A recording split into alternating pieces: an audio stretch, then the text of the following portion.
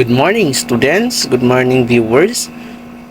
Today, we're going to study the MS Excel formula, the different MS Excel formula, uh, and apply it in the hands-on activity. Okay? So, I have here the list of students' grades for the first quarter. So, uh, binago lang natin yung mga pangalan, ginawa na lang natin silang anonymous. Pinalitan ko siya ng student 1, student 2, 3, 4 hanggang 30. So mayroon din ako ditong assign, no, naka-assign na mga names. So by 5, ang student 1 to 5, yun po yung gagamitin natin para sa demonstration natin ngayon. And then yung 6 to 30, yan po yung gagamitin nyo. Yan ang i-assign ko sa inyo by row. Okay? So mayroon po tayong 5 row sa COMLAB, di ba? So una, yung 4 dito. Yan yung 4 dyan. Okay? Tapos 4 na kabilaan. 3 lang to dito. Yan. Tapos dito kasi computer ni teacher yan. Tsaka yung kay Sir Romel dito. Okay? So meron din dito. Okay. Insert tayo dito. Meron din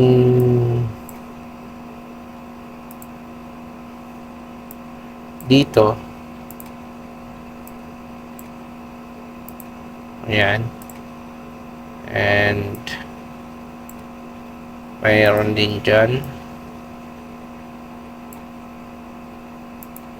1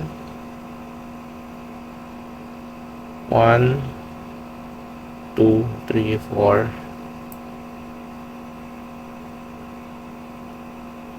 5. Okay. So 5 row. We have here row 1,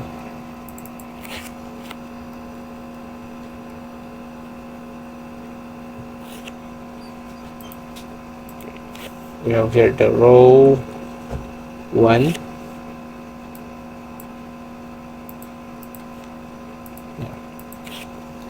row 2,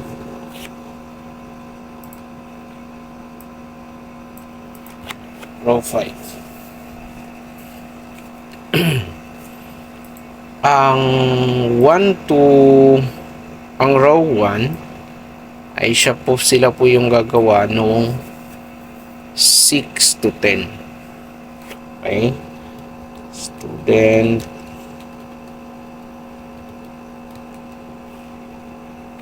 6 to 10. And dito naman student 11 to 15. Student ano to? 11 to 15. 16 to 20.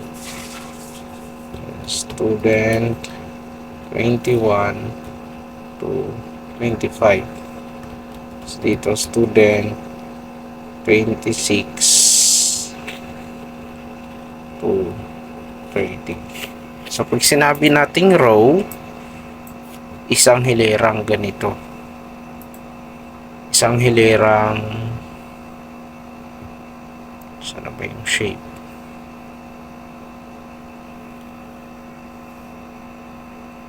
Isang hilerang ganito. Ayan. So buo yan ang ang gagawin ninyo row 5 ay yung 26 to 30. So, ito yung 26 to 30. So, yun yung gagamitin nyo mamayang data pag nag-hands-on. Okay? Yan naman, row 4 from 21 to 25. So, ito yung 21 to 25. So, yun yung mga datas na gagamitin nyo mamaya. So, para di po kayo malito, gagawin po natin, or may ginawa na po akong sample, and para magiging maliwanag po sa inyo kung paano gawin from the scratch. Okay? So, gawa tayo. Ito po yung aking sample na ginawa. So, magiging ganito po yung inyong result sa activity na to, maliban po dito sa to. Kasi ito ay parang for discussion purposes only. So, ito naman yung ating pinaka-output. Yan. Kung napapansin po ninyo, mayroon po tayong subject sa kaliwa. Pero dito sa ating list, ang subject po natin ay naka-column. Ayan.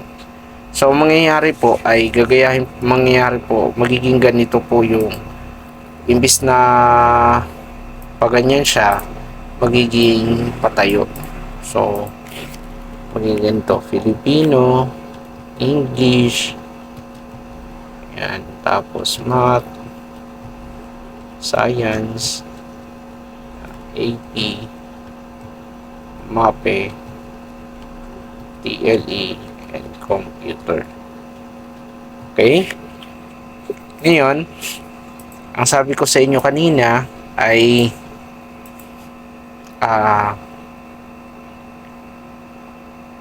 itong mga student na to, mapupunta siya dito sa taas. Yan. So, magiging student 1, and then gawin lang natin tong series. Yan. Dito lang natin hawakan sa baba. Nakita niyo yung dot na yan sa lower right of the active cell. Hawakan lang po natin, hover natin yung mouse natin dyan, then click and drag without control sa keyboard.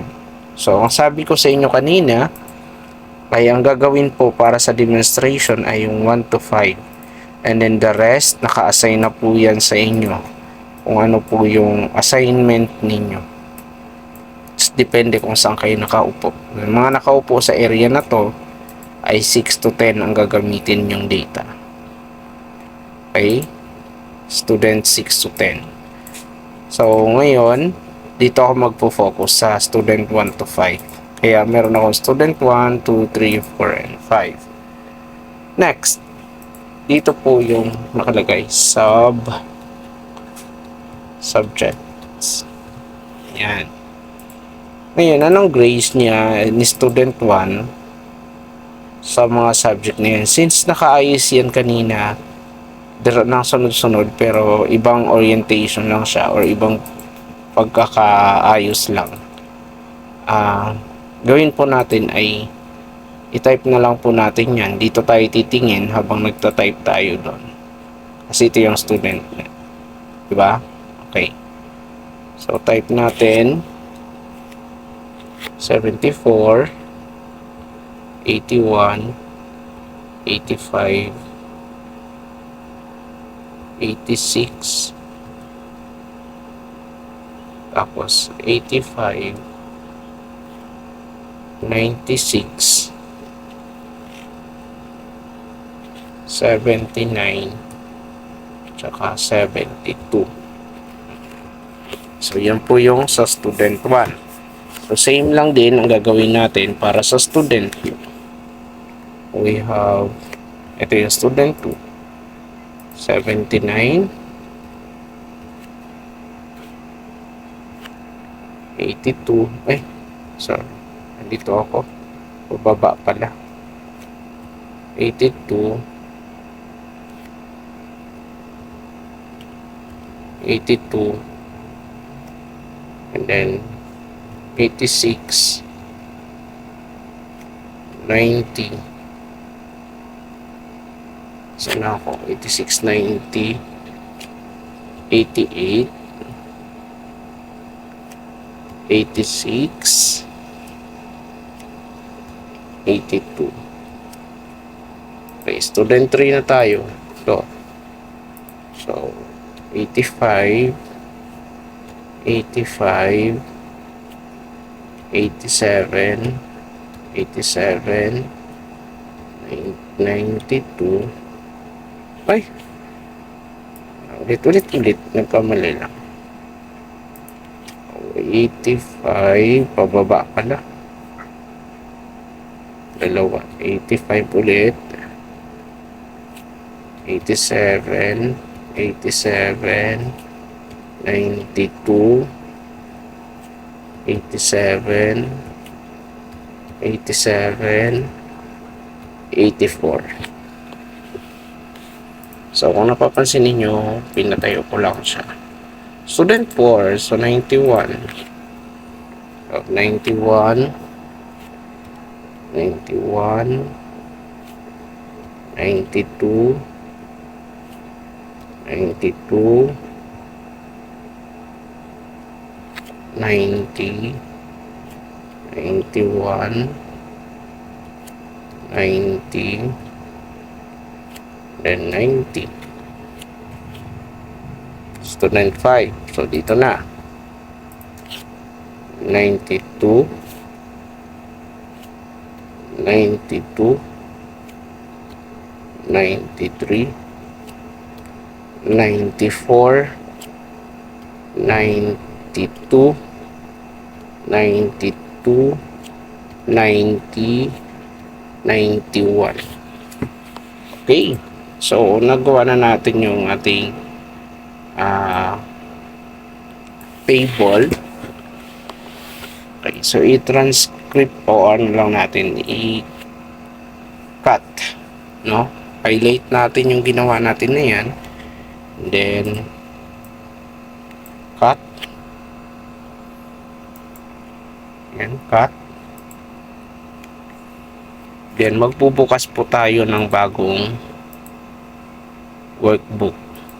Blank workbook.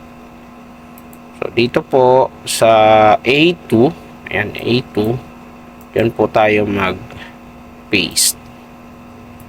Ayan. So, meron na tayong data. Dito sa taas, ayan. So, A2. Dito sa taas, maglagay tayo ng test result. Test result. So, test results. Ayan. Okay. Tapos, sa A, column A, row, ito, row 12. Ayan, column A, row 12. Maglagay po tayo ng required calculations. Column A, row 12. Okay, required calculations. Yan. Tapos, meron tayo sa A14, maglagay tayong total, count, average. So, total,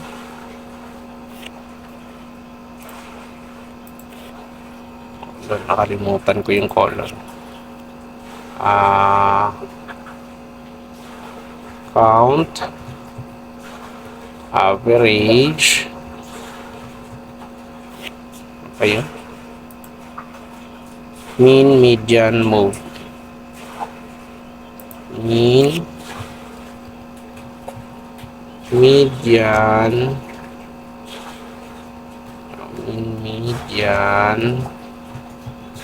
and mode. Kalimutan ko yung minimum, maximum range. So, minimum, maximum, and then range. Okay. Minimum, maximum, range.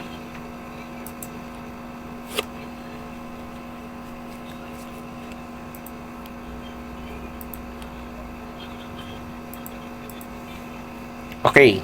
Next ay nagawa na natin to. After nating magawa yan, lalagyan na natin siya ng border. Okay? So, ang border, makikita nyo naman yung border natin na yung sa loob ay manipis lang na linya pero diretso.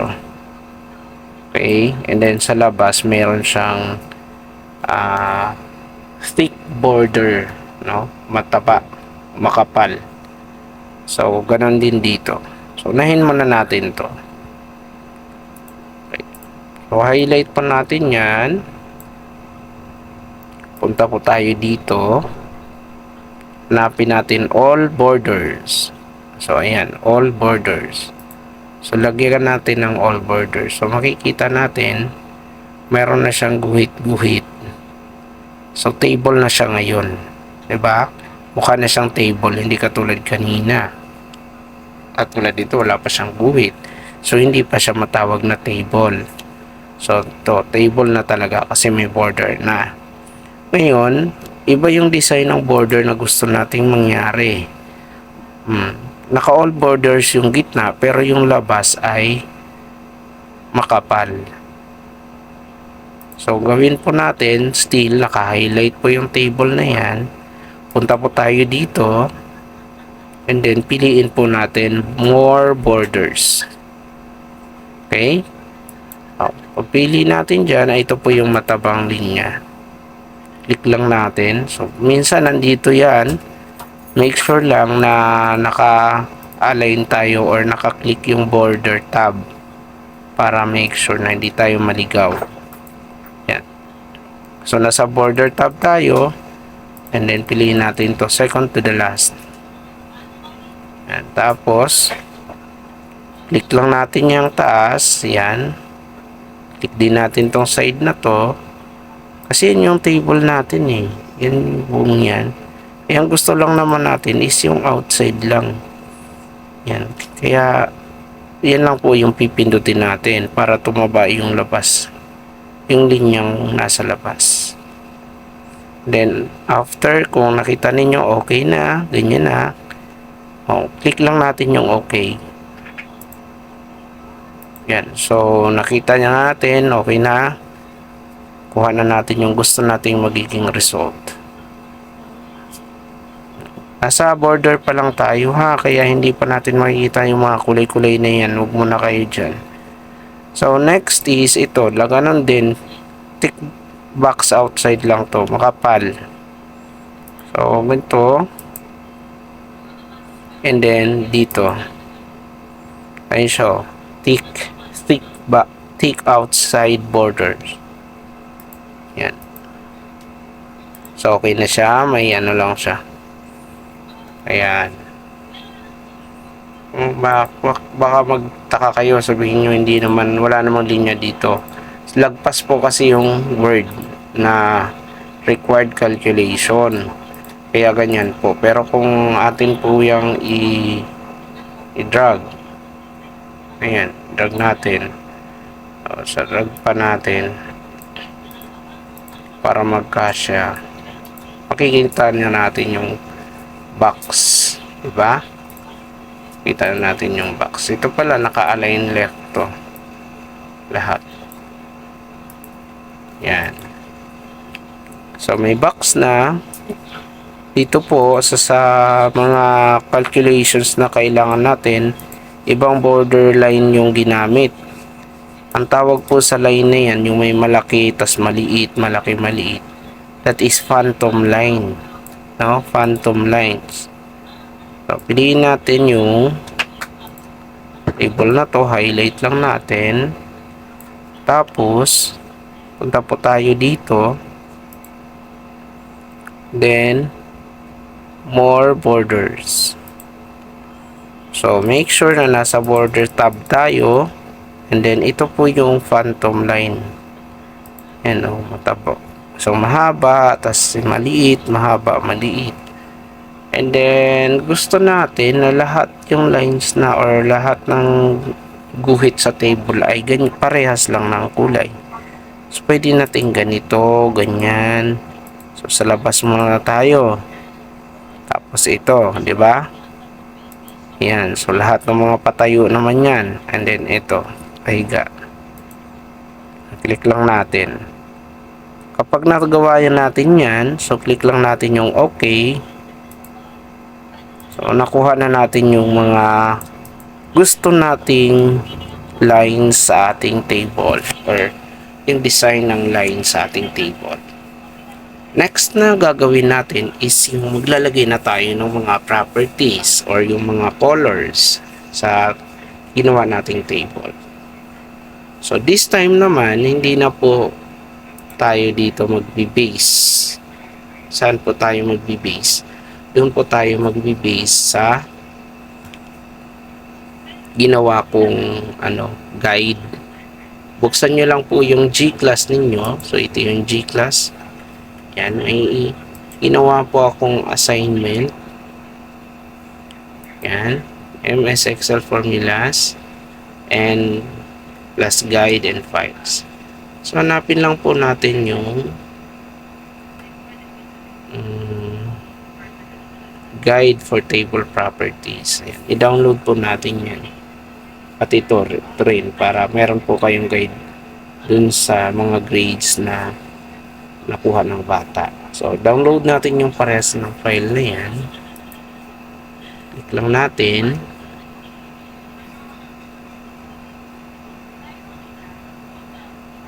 Tapos ito. Yan. And then dito. Download. Okay. So, ang ilang po natin guide for formula activity. So, yan. Meron na tayong guide. Balik lang tayo. Sarado lang natin yan. Download naman po natin itong isa. Okay. Click lang natin ulit yung printer icon. And then, download. This time, list of scores naman. Okay, doon pa rin. So, para po makita natin sa nakalagay yan, click lang natin yung show in folder. Nandito sa icon na to. Show in folder. So, ayan na siya. So, lahat po ng may arrow dyan, ito yun. No? Dito muna tayo. Yung subject, ang fill color niya ay gray, negative 50%. Paano yan? Litan natin to para makita nyo. Litan din natin yan. Pwede natin pagtabihin silang dalawa. Diba?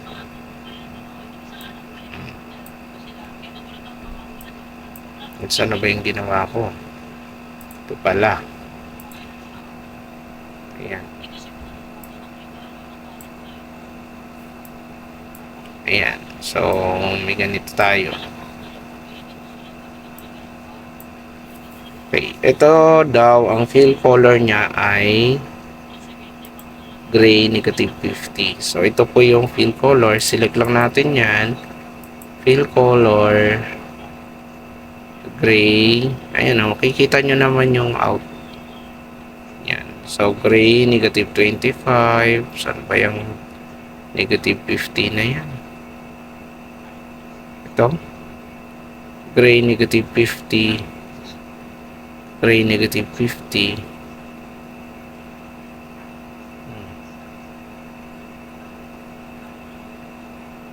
Baka dito.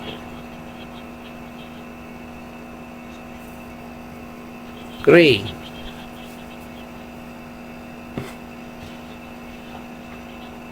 Ito. Ano ba ito? Ba't sabi accent lighter 40? Tignan nga natin. Anong style yan?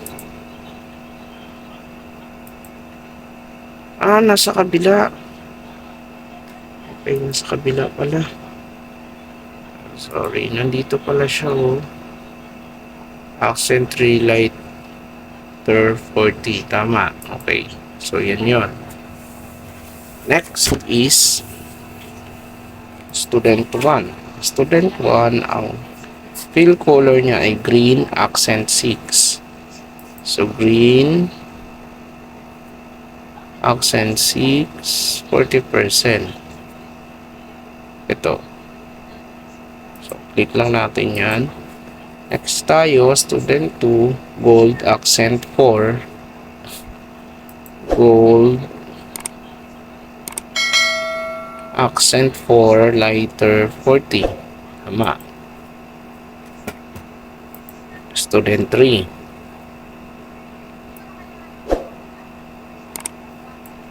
Student 3, pink. Some more color daw. So, ito yung more color. Pink. Ayan. And then, light blue. Below the table selected. So, light blue. Ito. Standard color pala yan. Ayan. After ng light blue, student 5 is yung gold accent for 80%. Gold. Gold.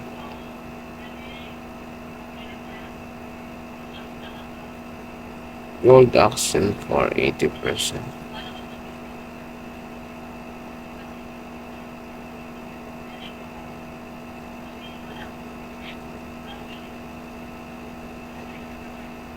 Ayan. Lighter 80%. Ayan. So, okay na tayo. Punta na tayo dito sa gilid. So, ito daw, yung test result na row,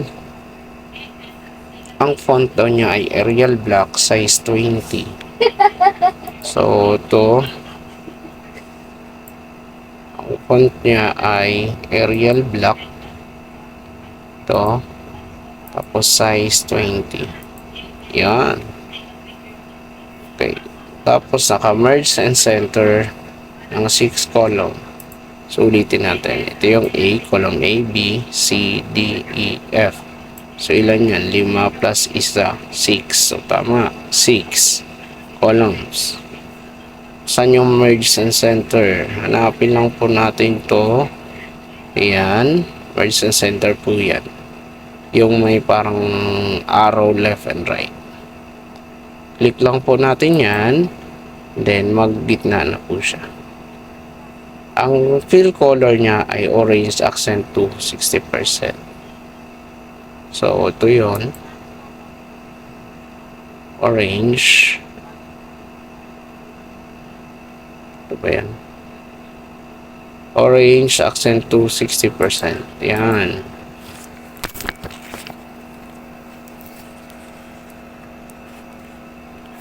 Next. Next is ito na. Yung mga student na yan. Ito. Row na yan. Arial Black ang font. Arial Black. Then size 18. Font size 18. So napapansin niyo na sumobra na yung mga font size. So parang siksika na sila, di ba? So all you have to do is to double click this one, column header, para mag-auto resize siya. Click natin student 2, click natin student 3, click natin student 4, and student 5. Okay. Then dito naman ang font daw ay Arial size 14. So, highlight natin. Ito ay Arial. Tapos, font size 14. alignment of grade center. So, pag sinabing grades lang, ito lang po yun. Yan. Di po kasama yung subject. So, ito lang. Hanggang may kulay lang. Then, center. Ayan.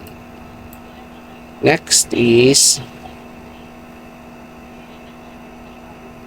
the alignment of the subject is left. So, dapat naka-left to, hindi ito kasama. Ayan, ka-left align. Next, punta tayo dito. Required calculation. So, Arial size 14, wrap text on. Arial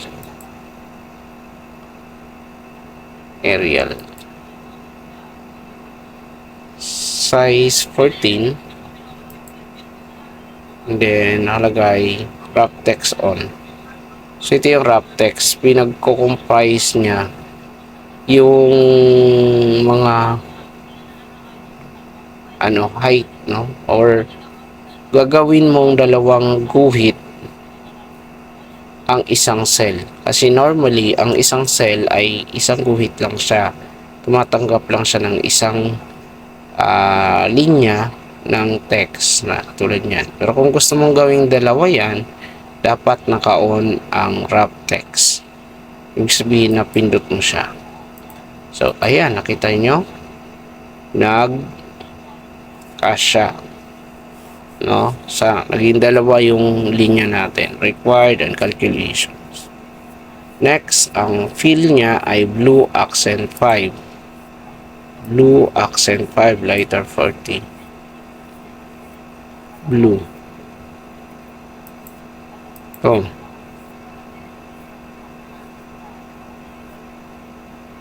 Blue accent 5.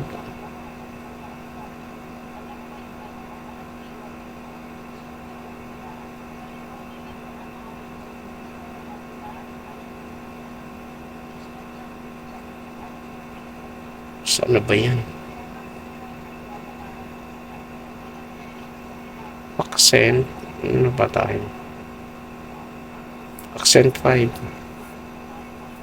Later 40.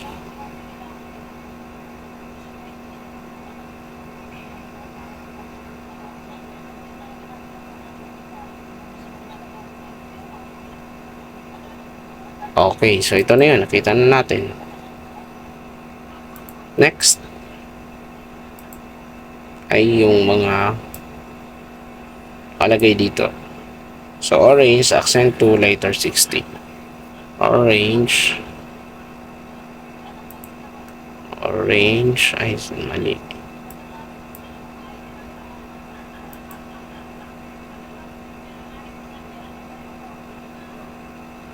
Saan na? Ayan. So, orange, accent 2. Tama ba?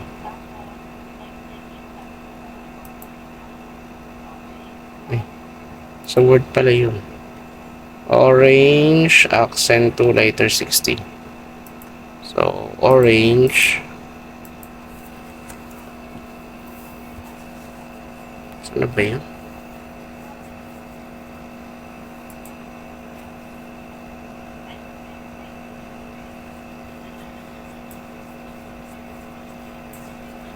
Ayan. Ayan. Orange, accent 2, lighter 40. Tapos gold, accent 4, lighter 40. Gold,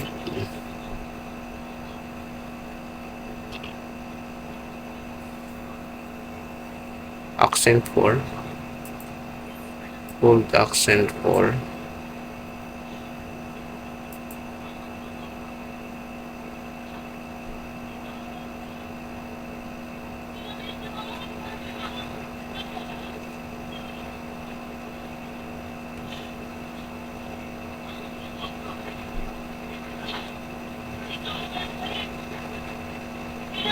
Ayan. So, para di tayo malito, alternate na lang natin. So, highlight and then para sa susunod, pag nag-highlight ka, o lagyan na ng control. Yan. Para isang kulay lang. So, mamaya, ito naman.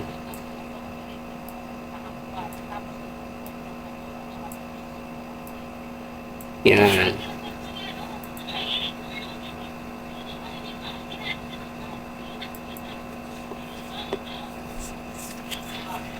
Okay. So, tapos na natin.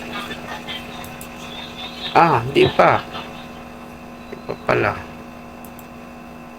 Font. Ayun, Arial, size 14. So, Arial to.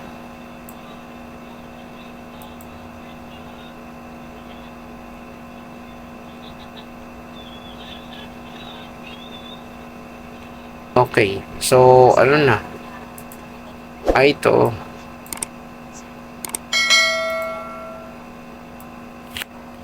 Lagyan lang natin ng control.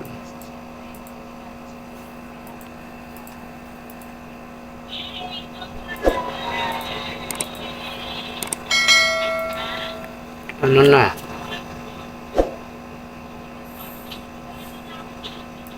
Yan. Okay, so font natin ay bold, size 14. So, yan. Meron na tayong table. Gagawa na tayo ng table.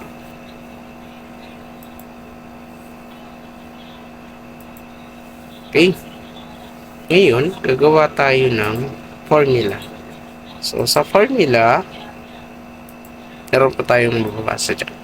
So, total is the sum of all numbers in the column. So, ito yung column na kino-compute mo, bibilangin niya lang yan, 74 plus 78, 81 plus 85, so on and so forth. So, tingnan nga natin dito. So, sum natin and equals. So, kalimutan na ang formula is always start with an equal sign. And then, type niyo yung word na sum, double click, eto, highlight po natin yung mga numbers, hindi naman natin kanina. Okay, so dito highlight lang natin and then magiging center na yan. Ayan, so center na po siya. Sa count, ang sabi po, pag count daw po, it will count how many cells that has content in it. Ilan ba daw yung cell na may grades? Tingnan natin. Okay. So, equals count, double click, highlight lang natin yan, click enter. So, sa madaling salita, binilang niya kung ilang subject lang yan. So, simula dito, 1, 2, 3, 4, 5, 6, 7, 8. So, 8 subjects. Diba? Yan lang. 8 cells lang po sa table mo ang may numbers. So, binilang niya lang. So, sa average naman, pwede tayong gumamit ng equals average na formula. And then, click lang din natin ulit yung mga numbers. Then, hit enter. Okay? So, dito, sa mean, may pagkaiba yung kanyang format. Kasi, sabi, ang mean is the sum of all numbers and then, ng numbers ng column ha. Then, maglagay tayo ng slash para may i-divide natin sa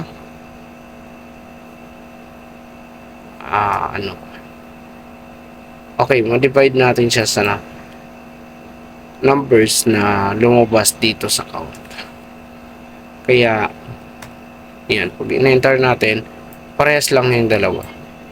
Iba lang kasi yung term na ginamit, kaya hiniwalay ko rin. Okay? So, dun tayo sa median. Ang median, madali lang sana to kung mayroon ka ng nakaayos na numbers. Kaso ang numbers natin dito ay magulo.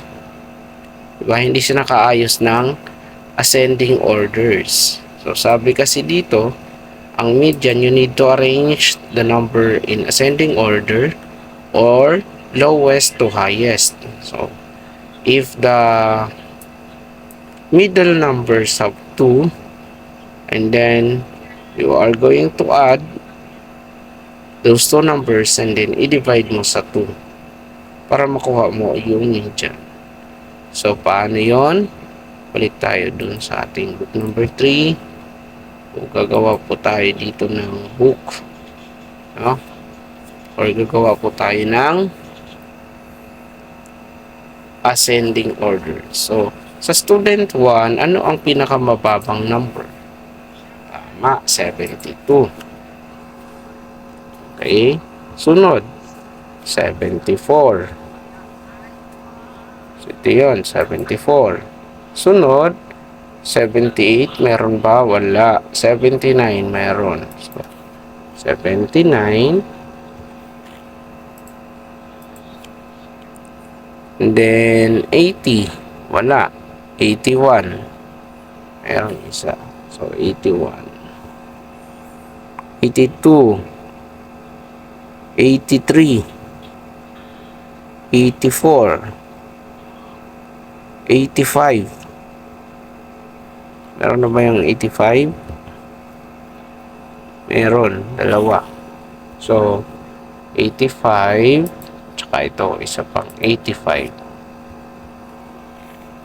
Wala. Saan nagpunta?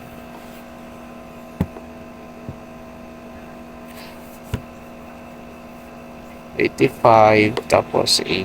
85 din.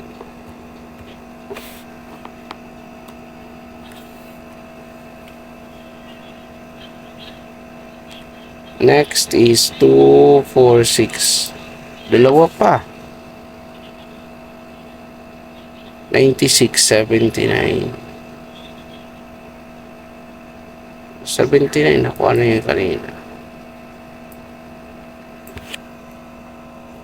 Kalimutan ko.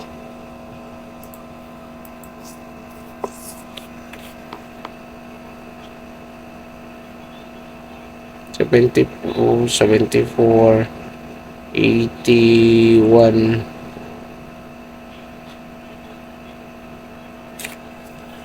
₱79. 79. Isa lang yung 79.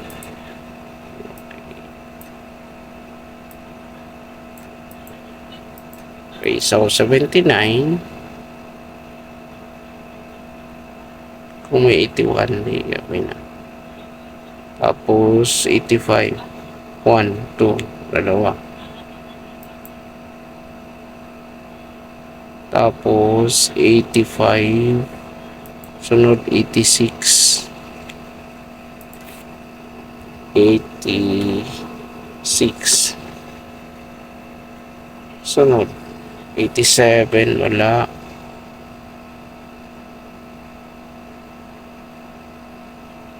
Wala talaga.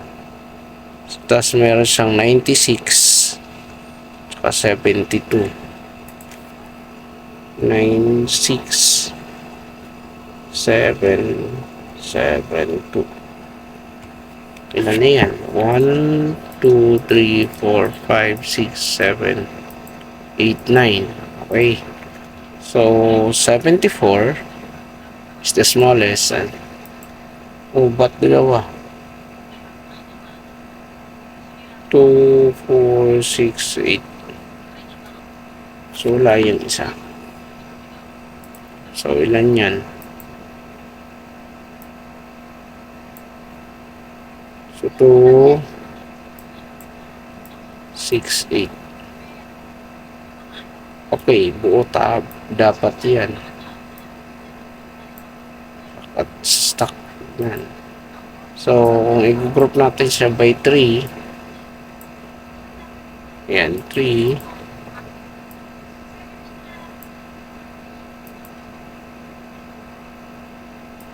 yan, meron tayong dalawang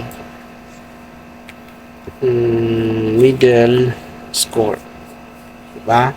So, 85 tsaka 81. Calculate natin. 85 calculator.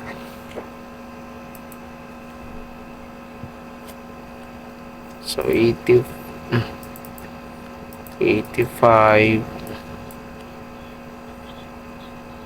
plus 81 divided by 2 equals 168.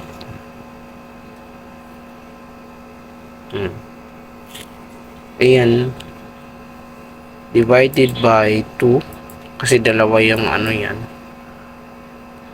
kino-compute natin. So the median score is 84, pero hindi natin siya ita-type na 84. Kailangan naka-formula the median, yan, and then double click, magkakaroon siya ng ganyan. Highlight nyo lang po yung ating pinagkuha na ng grades and then hit enter. Okay, ano sabi kanina? 84, but dito 83 lang. Okay, ngayon baka iba lang yung format, baka lang.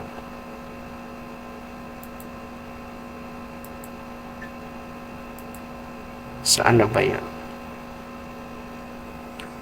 So 84, ito.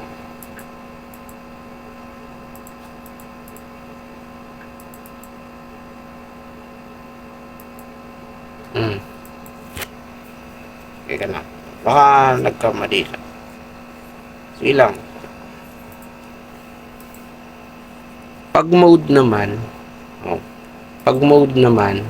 sabi dito, the mode is the number that appears the most or the number with the highest frequency appearance. Alam nyo ba ang ibig sabihin ng frequency?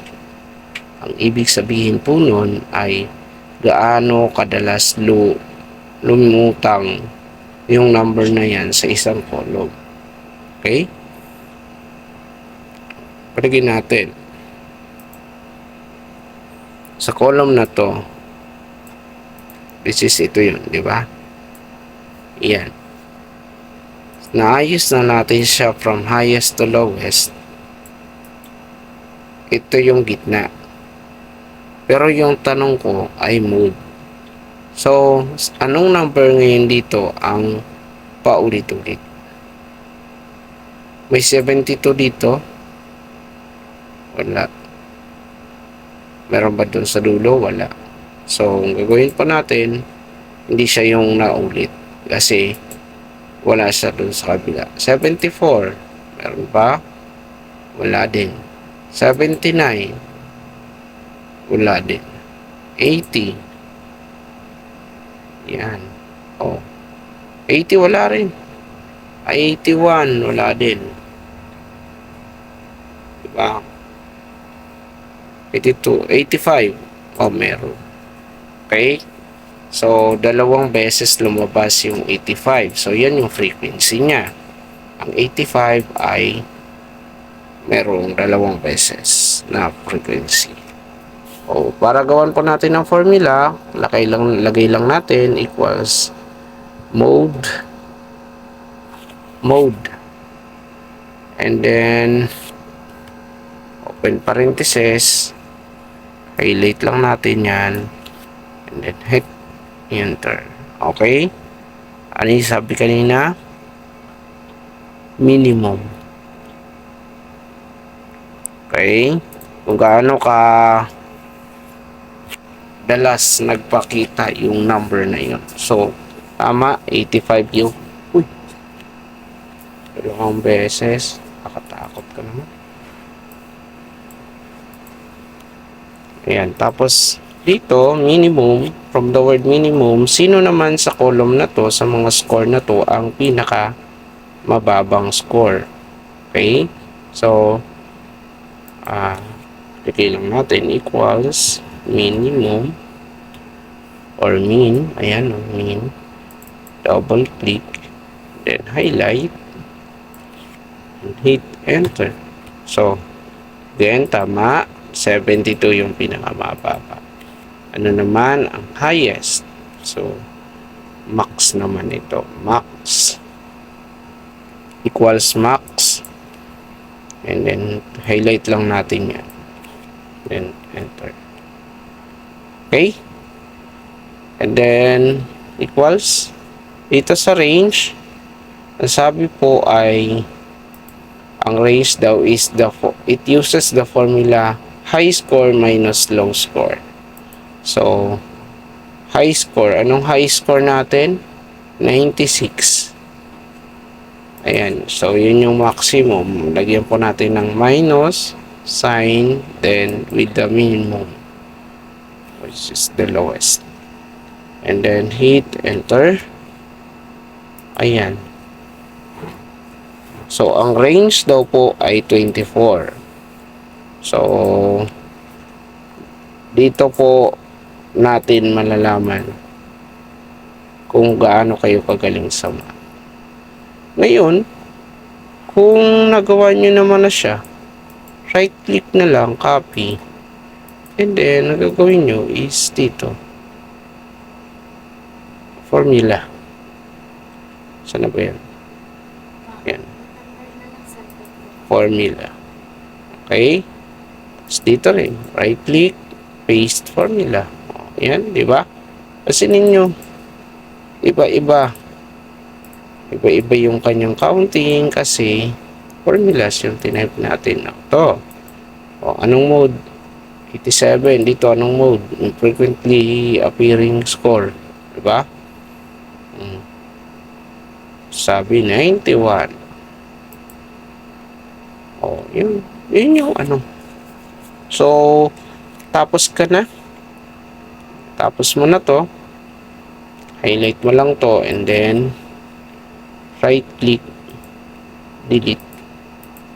After nyan is file, save as. So, save natin kung saan natin gustong i-save. So, lagay lang natin ang file name. Apelyido natin, Mandalones sa akin. Sa inyo, palitan nyo. Mandalones _ formula final. Ayan, activity. Final activity. Then, save. So, make sure na alam po ninyo yan kasi yan po ang i-upload ninyo sa Google Classroom. Saan? Sa Google Classroom po. Okay, wait lang.